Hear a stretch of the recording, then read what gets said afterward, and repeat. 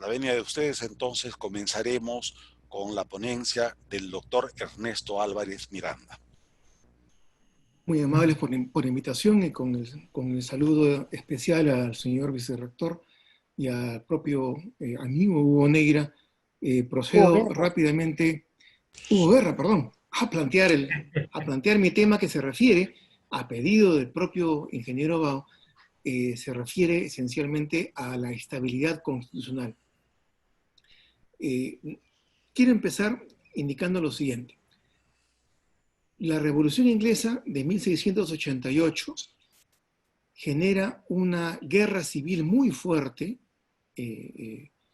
importante, que marca un hito en la historia constitucional de Inglaterra, pero al mismo tiempo marca el ingreso de los plebeyos, marca el ingreso de los profesionales libres, de los comerciantes, de los banqueros, de aquellas personas que no tienen dependencia ni con la nobleza ni con la tenencia de la tierra, a los espacios de decisión política.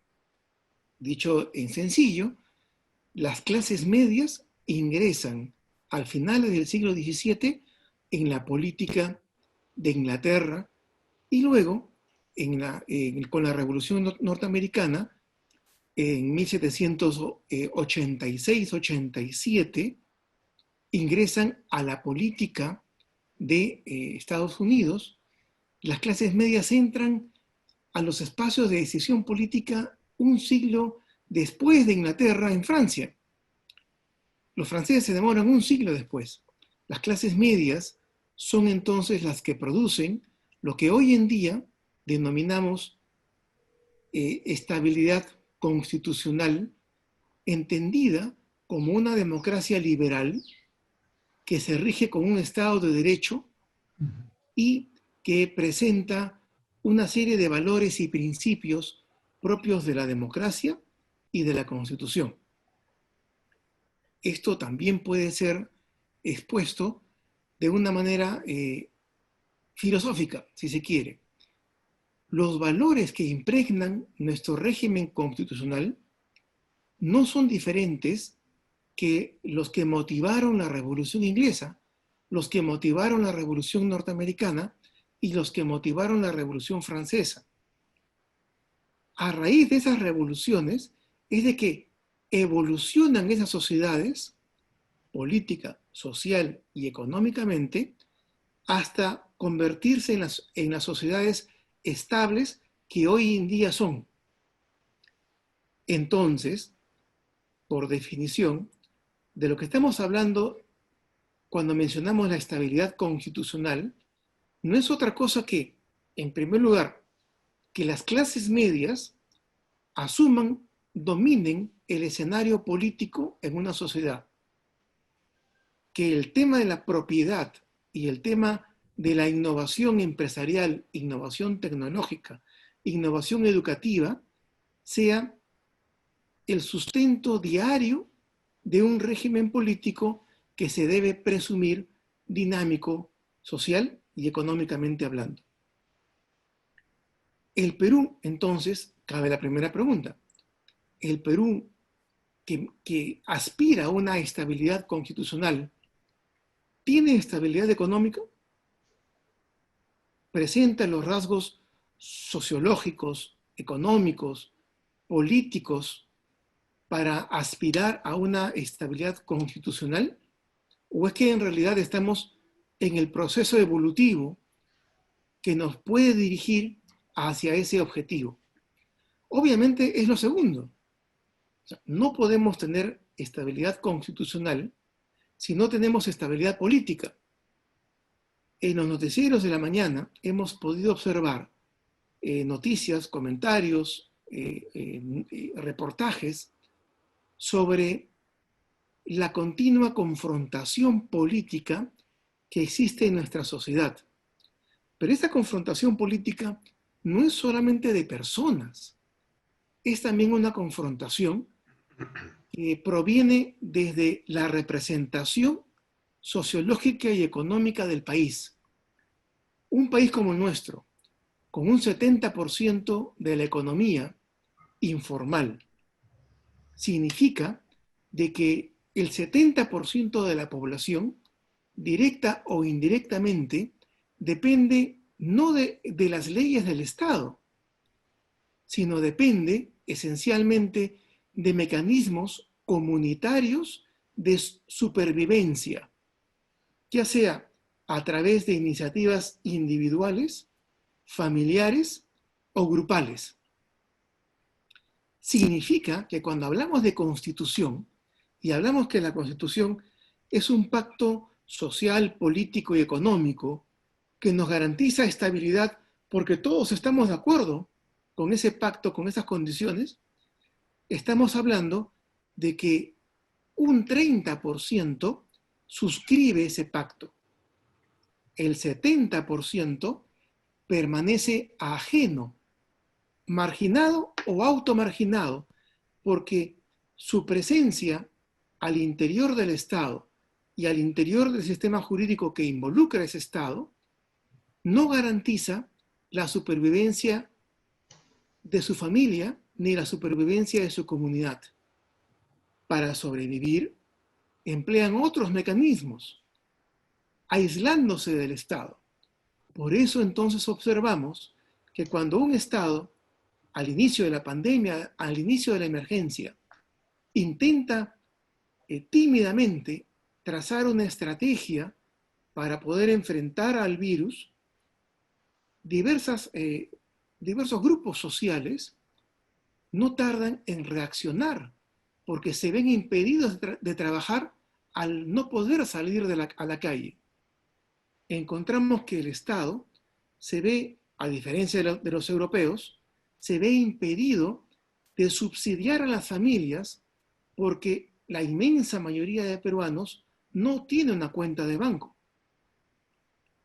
Y al final, esa lejanía entre el debe ser y el ser ocasiona uno de los escenarios más tristes de la emergencia vivida. Familias enteras desprovistos prácticamente de propiedad alguna, caminando por las carreteras, tratando de llegar a los pueblos de origen familiar para ver si encuentran en la solidaridad comunitaria mecanismos nuevos de sobrevivencia. Porque el Estado, la sociedad, ya no les puede dar ni siquiera un bono porque no tienen cuenta de bancos, porque su actividad económica dependía del día a día. Por tanto, hoy la pandemia nos ha enfrentado a una realidad cruda. Nuestro Estado es un Estado no fallido, por cierto, pero es un Estado derrotado. Derrotado porque no logra agrupar a la totalidad, ni siquiera a la mayoría de peruanos. Y eso es una derrota para un Estado. Como todos sabemos, la teoría del Estado del siglo XIX parte de la premisa de que el elemento pueblo forma parte del Estado. Los residentes, los ciudadanos de un Estado, se organizan en torno a un conjunto de reglas políticas, sociales y jurídicas, y en torno a esa organización es que sobrevive una sociedad determinada. Hoy en día, el Estado ha sido derrotado porque se ha visto en forma palpable, no es que un filósofo o un sociólogo nos haya venido a hablar del tema, lo hemos visto. Miles de familias caminando por las carreteras en una situación de absoluto abandono. Eso significa de que el Estado peruano tiene que ser absolutamente reformado. Ya no es una situación académica la reforma del Estado. Es un imperativo para poder sobrevivir como país. Eso a su vez ocasiona que la política que hemos estado haciendo, la política propia de la década del 80, de la década del 2000, es una política ajena a la realidad del Perú. Nuestra clase política ha sido también derrotada conjuntamente con el Estado, porque es una clase política que no representa los intereses económicos sociales de la mayoría de peruanos.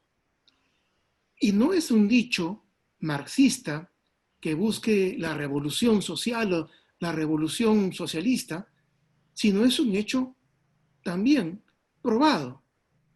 La mayoría de nuestra clase política, si es que la tenemos aún, y el discurso político es absolutamente ajeno a la realidad del 70% de la población. Cuando hablamos de fortalecer las instituciones, cuando hablamos de Estado de Derecho, cuando hablamos de estabilidad del sistema financiero, e incluso con mucho argumento económico, defendemos los sistemas de pensiones y tratamos de articular mejoras en ellos, estamos hablando para el 30% de la población. Y seguimos empeorando. Cuando hablamos de estabilidad y derechos laborales, hablamos de empleo digno, estamos hablando para el 8% de la población. Y cuando hablamos de sindicatos, de trabajadores representados por organismos sindicales, hablamos del 2% de la población. De forma tal que el mismo discurso político que ellos escuchan a las 5 o 6 de la mañana, que ya están por ir a trabajar a la calle, a ganarse el sustento, ese discurso político que escuchan es absolutamente ajeno a su realidad. Es como si nosotros escucháramos el noticiero alemán de la Deutsche Welle y con una atención y una envidia porque ellos hacen testeos moleculares masivos. En España se paralizan carreteras para hacer testeos moleculares a todos los que están en los autos y así poder aislar por segmentos, por grupos. Nosotros podemos mirarlo con envidia y con evidente lejanía. No es nuestra realidad, pues ellos ven nuestros noticieros en esa perspectiva. Un Ernesto Álvarez hablando de fortalecer instituciones. Ellos no tienen ni idea qué se entiende por instituciones. Lo único que saben es que el menú del día siguiente depende de su trabajo ese día y que nadie los va a ayudar, salvo su familia y su entorno vecinal, con las ollas populares. ¿El Estado ha ayudado a las ollas populares? ¿Ha hecho un programa innovador durante estos 6 meses para subsidiar las ollas populares? No, por supuesto, porque eso es una iniciativa social, familiar, comunal, ajena al Estado peruano. ¿Qué ha hecho el Estado peruano? Fórmulas que parten de Palacio de Gobierno, ni siquiera de la Asamblea Política que supuestamente representa al 30 o 40% de los peruanos. No, han surgido desde Palacio de Gobierno un conjunto de programas sociales que están destinados al fracaso, por más buena voluntad y mucho dinero que exista. Por tanto, la Constitución, que por definición es un pacto social, económico, político, sustentado en acuerdos fundamentales. ¿Qué es un acuerdo fundamental? Son aquellos elementos que, habiendo sido debatidos ampliamente en el futuro, hoy en día son acuerdos fundamentales porque están en la línea de flotación del régimen. La mayoría de la opinión pública, la mayoría de las fuerzas políticas están de acuerdo en ello. Ejemplo, la democracia representativa, la economía social de mercado, la segunda vuelta presidencial que nos aleja de poder elegir al más radical de los candidatos, y así podemos contar apenas con los dedos de una mano los acuerdos fundamentales de nuestra sociedad. Pero eso también es marginal en una sociedad que no valora tanto el régimen constitucional como el mismo régimen democrático. Y eso lo vemos hoy en día. De la misma manera en que cuando llega San Martín con un ejército compuesto en su gran parte por soldados chilenos, es la primera invasión de Chile al Perú, con esa misma idea de que los mestizos, los Buenas tardes. criollos, Sí. se rebelan contra la idea misma de independencia y hay diversos levantamientos en provincias contra el bando independentista. En Ayacucho son mucho más peruanos los que pelean en el bando realista que en el bando patriota.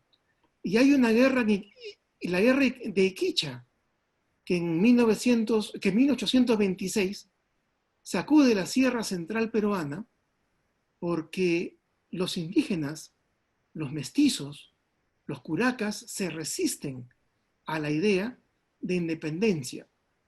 Esa misma resistencia se encuentra hoy en día en el grueso de la población peruana, que no observa el régimen político como propio. Es entonces en que un dictador, un autoritario, un discurso populista, un discurso radical, encuentran fácil combustible en muchos sectores, en muchos territorios de la población. No solamente la Sierra Central hasta hoy en día, sino el sur del Perú. Eso nos enfrenta a una nueva necesidad, a una necesidad no de cambiar la Constitución, como alguien podría decir, cambiemos de Constitución. No, porque eso sería simple y llanamente cambiar de un instrumento totalmente desprovisto de respaldo social. Lo que tenemos que ir es a un sistema jurídico horizontal que nazca desde la profundidad de la nación, que sea fruto, así como el common law es un sistema jurídico horizontal, que es el derecho del país en Inglaterra, tenemos que ir a buscar las reglas, las normas, no solamente jurídicas, sino las normas de convivencia moral, éticas, que engarcen con el universo de los peruanos. Y en torno a ese nuevo pacto social, político, económico, jurídico, poder propiciar una estabilidad constitucional.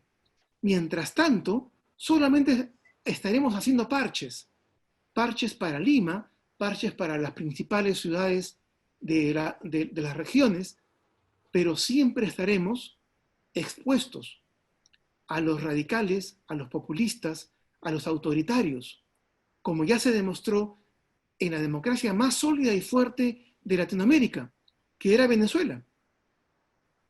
Bastó la explosión de la corrupción en su clase política para que los mismos pobladores terminaran votando por el más autoritario y terminaran adscribiéndose a un modelo autoritario antidemocrático, porque por mucho que la mayoría de venezolanos diga que está en desacuerdo con Maduro, en realidad la inmensa mayoría votó por lo menos una o dos veces por Chávez, porque su clase política desenganchó la locomotora de los carros del tren de la democracia, de la realidad política y de la realidad social. ¿Qué nos espera en nuestro país? Una reforma profunda.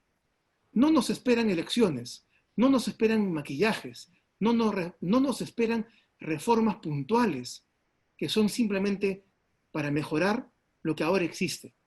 El gran reto para todos los peruanos, para todos aquellos que componemos de una u otra manera esa clase intelectual, esa clase académica, es acercar al régimen democrático, acercar al régimen constitucional y a la realidad política el discurso político a la sociedad peruana en su gran mayoría. La perfección no existe, pero tenemos que trabajar y luchar hacia ella. Muchas gracias.